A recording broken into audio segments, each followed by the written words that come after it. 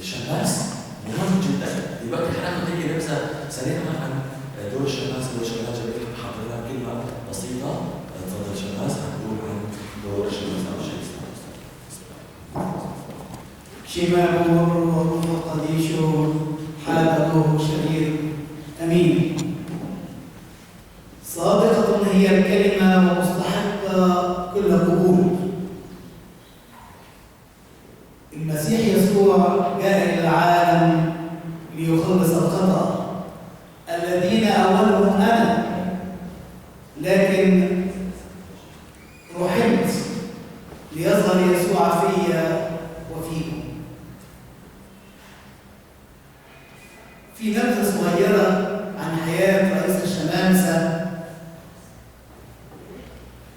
وأول الشهداء استيفانوس، وهو شاهد وشهيد، رجل ممتلئ بالإيمان، وهو مش من تلاميذ المسيح، مش من 12، ولكن رسل شماس نظرا لحبه وإيمانه بالسيد المسيح، وكان ينادي بالرسالة وممتلئ من الروح القدس.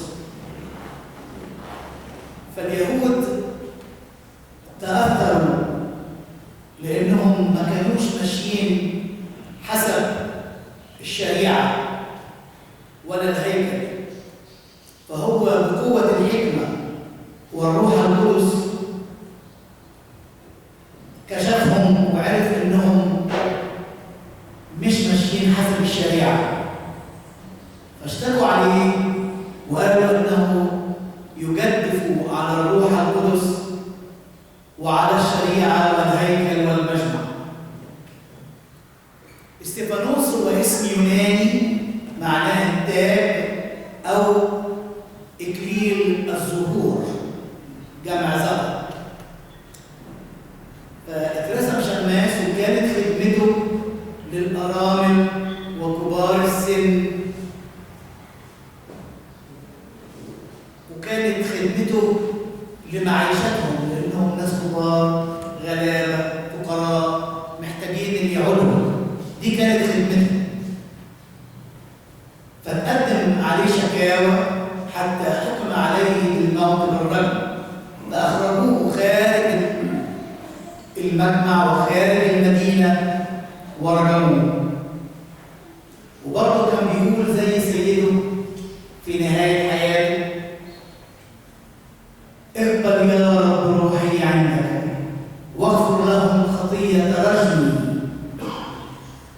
فنظر إلى السماء ممتلئا من الروح القدس، وإذا السماء قد فتحت ورأى الله على يمينه السيد المسيح في المجد الأبدي، وأعلن هذا بصوت عال: إني أرى هذا، فصار شاهدا وشهيد.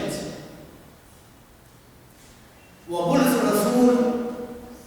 الرسول العظيم رأى استشهاد، بيقول على لسانه: إني كنت واقفا أراقبه راضيا بقتله،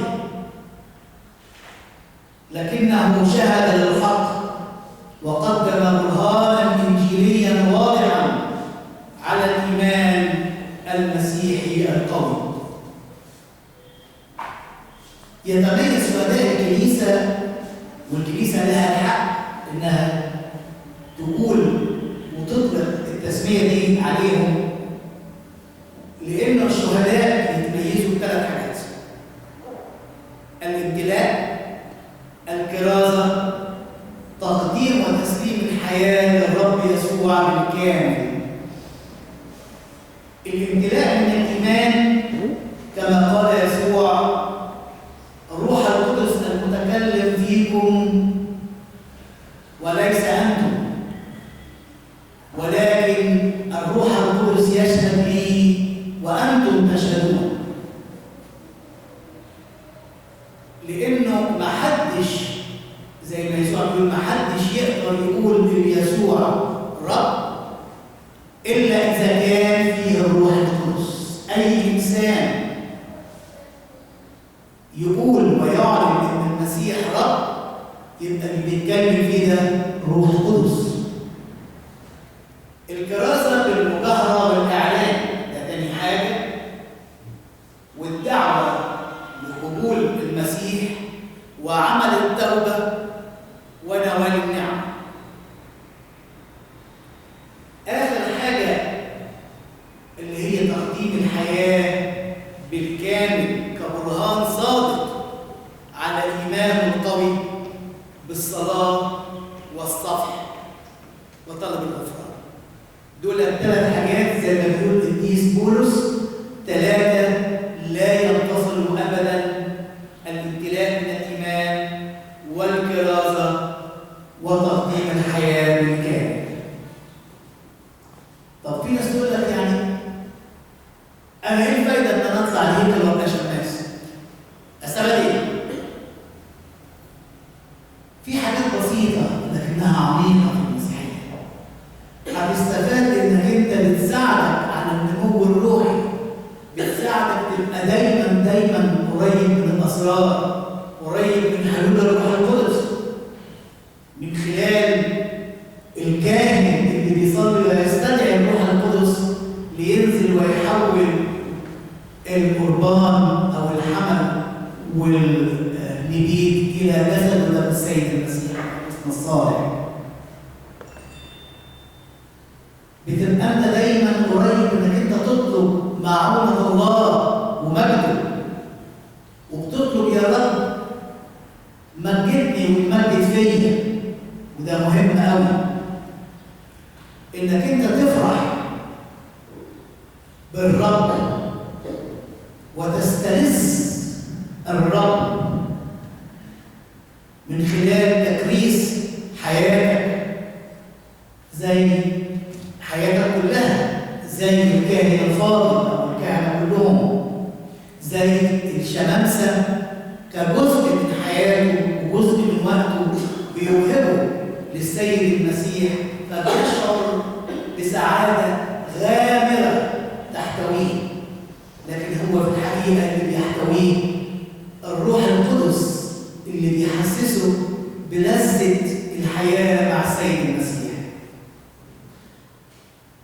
في بعض مواصفات سيدنا بولس الرسول يقولها انه في الرسالة إصحاح 3:8 بيقول يكونوا ذوي وقار، صالح للتعليم، مضيف الغرباء، لا ذوي لسانين، صاحيا، محتشما، فاضلا، عاقلا، حكيما.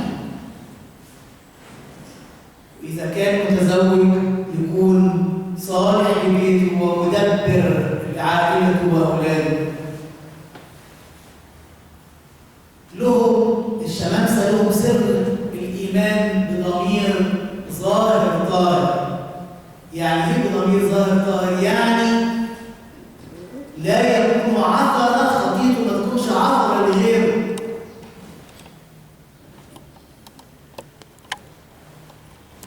الشماسات الفاضلات برضه كل ده عليهم زي ما كان على الشمامسة، بالإضافة أنهم يكونوا وقورات أمينات.